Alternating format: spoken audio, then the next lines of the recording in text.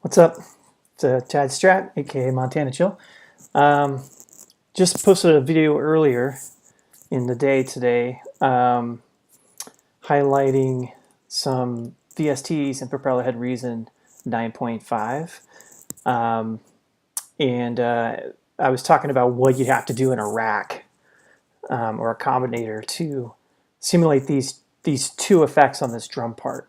And I'll play that for you here. That's this drum part here.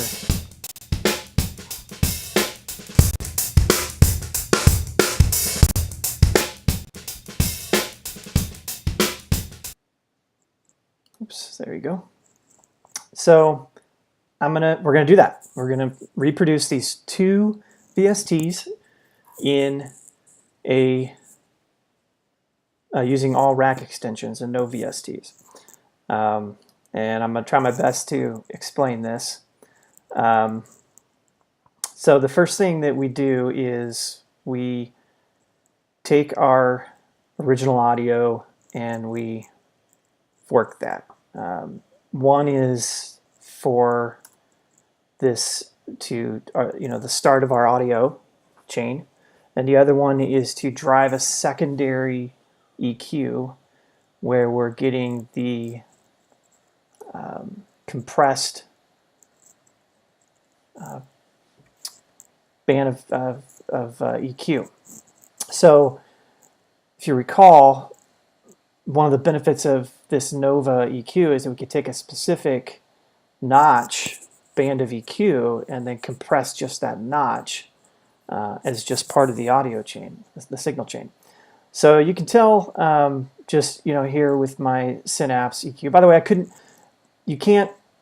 couldn't see how you could do this with the regular propeller head EQ, in-class EQ.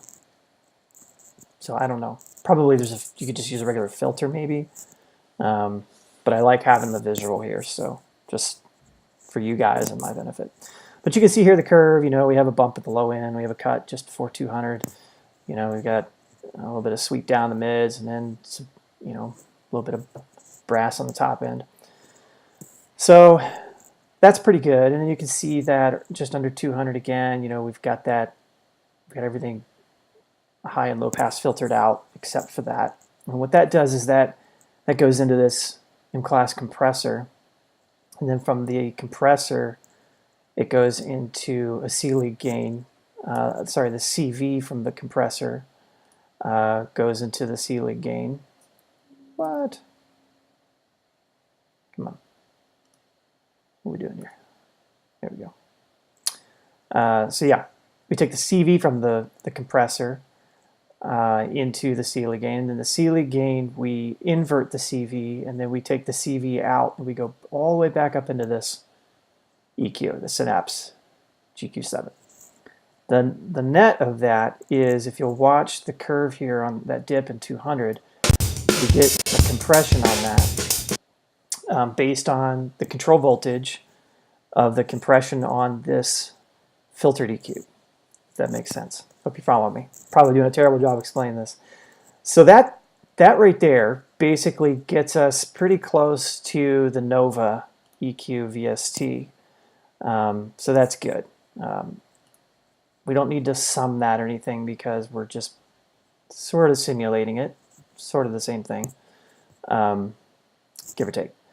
Then we have the Molot compressor, which has a high-pass filter, and then a really hard knee, and a dry mix, and a limiter, and then it colors the sound some. So I did my best on this, so judge me if you want, but this is what happens.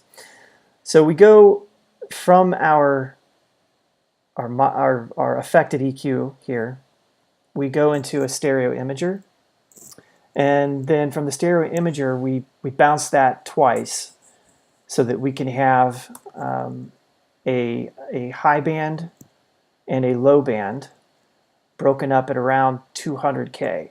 And that's basically to simulate this high-pass filter. And the reason that we're not just using a high-pass filter is because we actually still need the low pass portion of that so we can sum that audio signal at the end of all the processing, just like that Moloch compressor. So we have our two, we have that, and I have them labeled here, the 200 plus and the sub 200.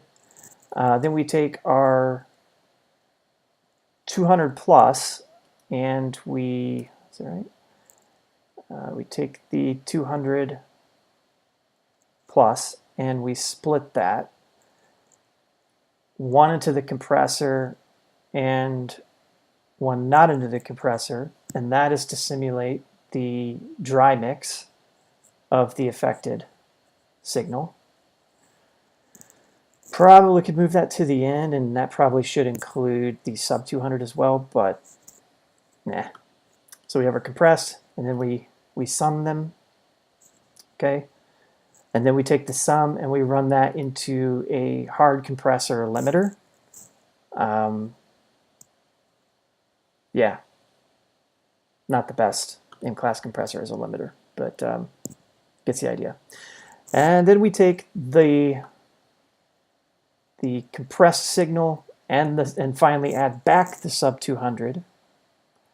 And then we take that and run that through Screen 4 tape saturation, get a little saturation on it and bump. And we color the sound a little bit with the EQ cut here on Screen 4. You could put a regular EQ in here and try to get the color just right to match the Moloch. But so this is the affected sound, and you have to forgive the audio on this because when I'm running the video and the logged version of Reason on my MacBook Pro at the same time, it's sketchy.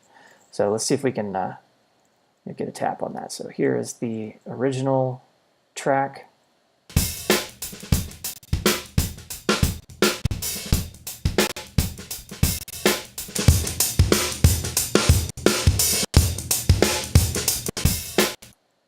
And then compare that. That's the original. The VSTs are still a little punchier. I know you probably can't hear that. I'm not going to go out of my way to redo the audio on this video for this. Normally I might try to just do the audio offline and blend it back in the video just so it sounds better, but it's too much work. You guys get the idea. The point of this was just to show you what kind of effects chain you're going to need to simulate two VSTs. For probably Reason. You can, but it's really nice not to have to. Thanks for watching.